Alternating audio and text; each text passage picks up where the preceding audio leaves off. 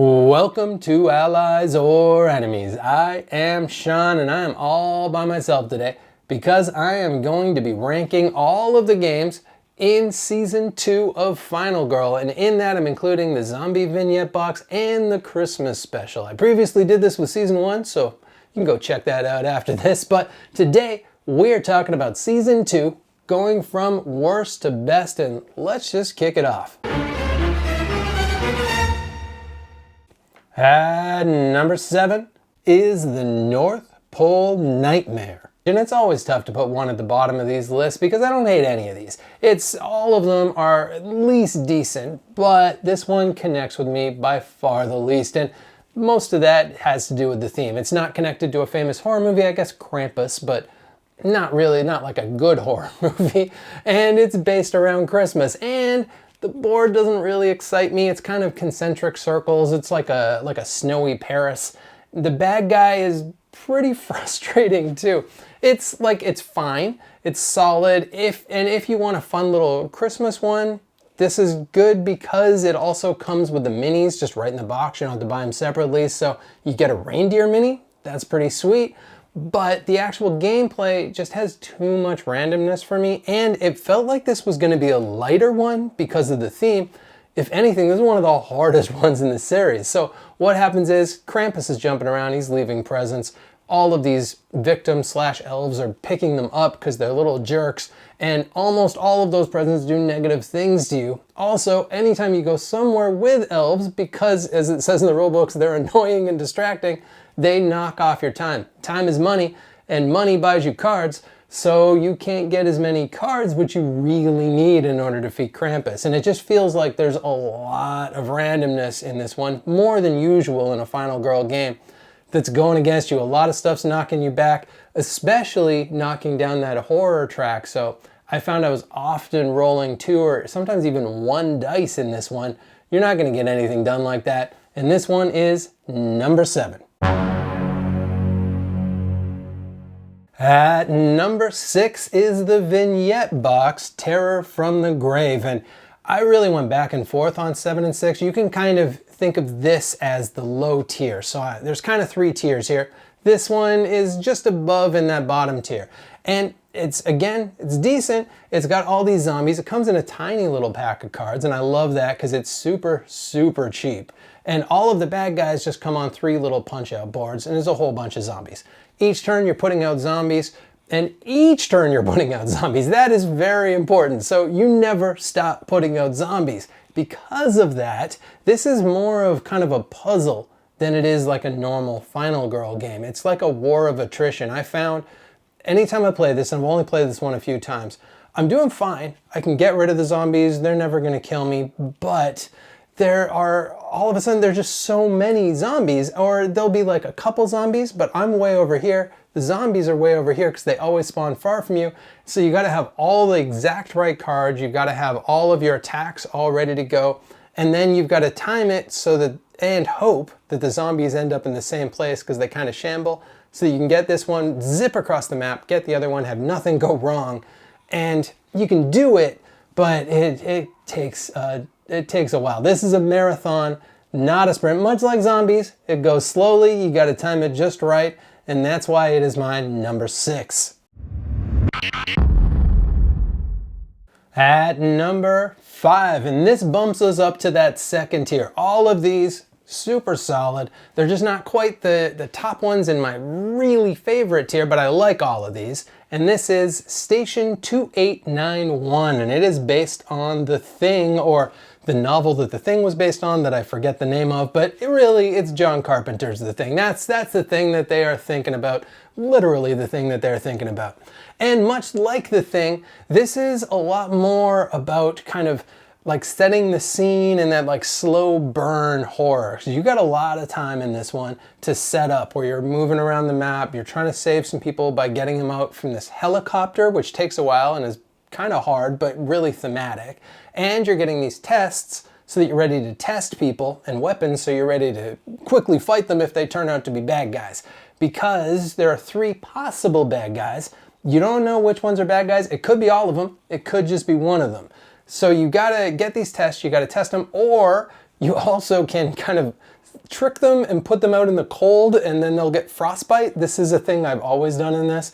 And then once they get frostbite, they'll either die, and then you're sad about it because you were a jerk, or they turn out to be a bad guy, but now they're outside, so they might take a little bit of damage before you fight. And this one, again, just a tiny bit too much randomness and just a tiny bit too much time before it gets going. And when it gets going, is everything all at once. And so it's this build up, giant fight at the end. And it's good, you just gotta be in the right mood for it.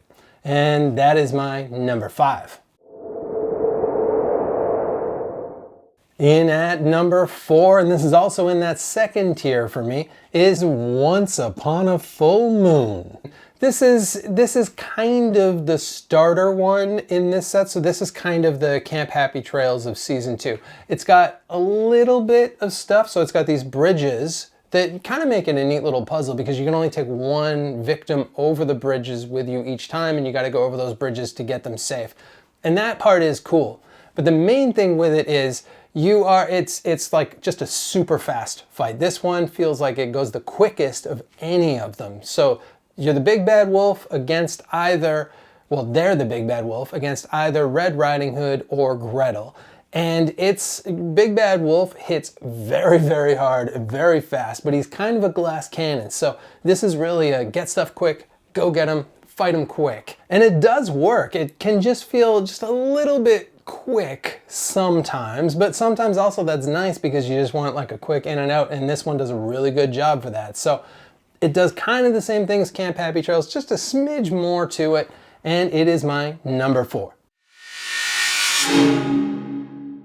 At number 3 is Madness in the Dark. And this one's based on Silent Hill, and I've never played the video game, but I've seen the movies. It's surprisingly good, actually.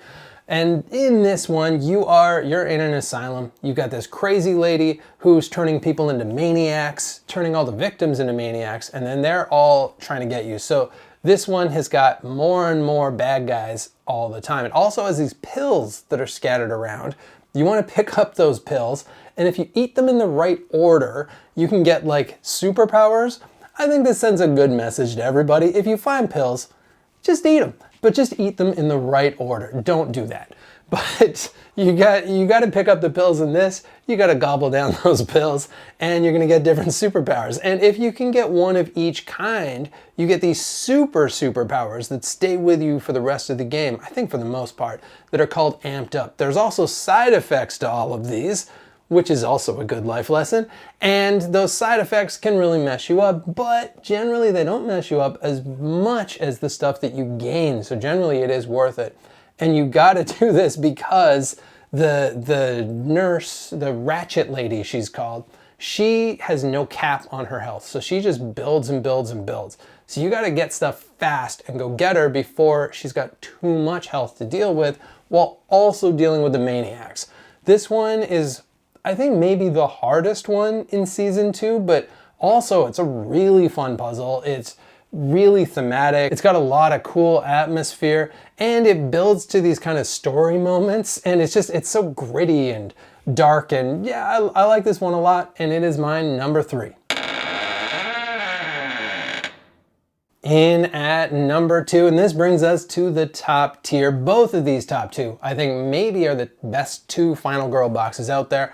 At number 2, though, is A Knock at the Door. This one's kind of based on all of those like intruder-y horror movies. So stuff like The Strangers, Straw Dogs, the French film Them, where there's a bunch of bad guys, they're outside a cabin, they're trying to get in, you don't know who they are. And so you gotta fight them, and there's 3 different bad guys in this, and they're gonna change who's like the active killer, but they're all gonna cause you trouble all the time.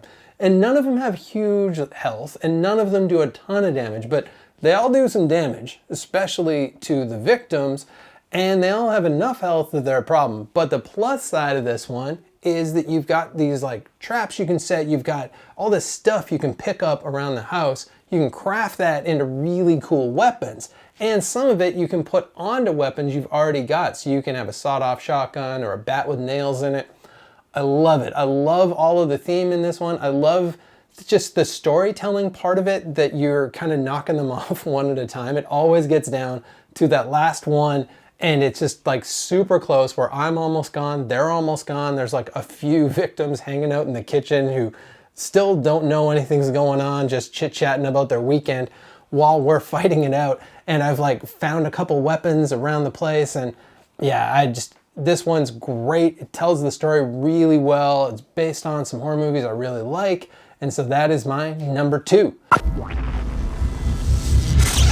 And at number 1 is Into the Void. Looking around, I feel like this is actually a bit more of a divisive pick than I thought it was, but I love this one. This one tells the best story of any final girl out there yet. And it's based on Alien, one of my absolute favorite horror movies. And I would go so far as to say it's the best Alien game that I've played. And I love Nemesis. I've played some of the other ones too. I like those. I haven't played Legendary. I hear great things about that. But of the ones that I've played, this one does such a good job of being Alien. So you're in the ship. You've got these maintenance shafts that you can move through, but you got to get key cards to move through those. The aliens are also appearing and disappearing. They're evolving and turning into worse aliens as they go through the game. So a lot of the time what you're doing is you got to be ready with your retaliate and also be scanning rooms. So it's got this different power card in there where you can scan rooms to make sure that there's not aliens in there, and then you're safe and you can move through those rooms. So you got to be moving through those rooms, and largely so you can set up these traps. And there's a whole bunch of different traps you can set up. You can set up the airlock, you can do the incinerator, you can just set the ship to self-destruct, and then you don't lose, but you don't win officially either. It's like both of you. It's like a heroic death loss. But there's the super loader. You can push them out of the airlock, and there's basically all the ways Alien could have ended. It can end in this game, and it's so cool. It's so thematic. I've loved every single game I've played of this one. This is probably the one that I've played the most. I've done most of the different kills. I've also found a lot of different ways to die in it. And just the more I play it, the more I appreciate it. And so that is my number 1. And that is it. And I know these lists can be divisive, so I'd love to hear what your lists are as well. What are your favorites? What are your least favorites? What are the ones that I've got ranked too low, and why? What should I appreciate more about them? I would love to get more out of all of these games. Please do let me know in the comments. Please also like and subscribe, and hopefully I'll see you all next time for another game.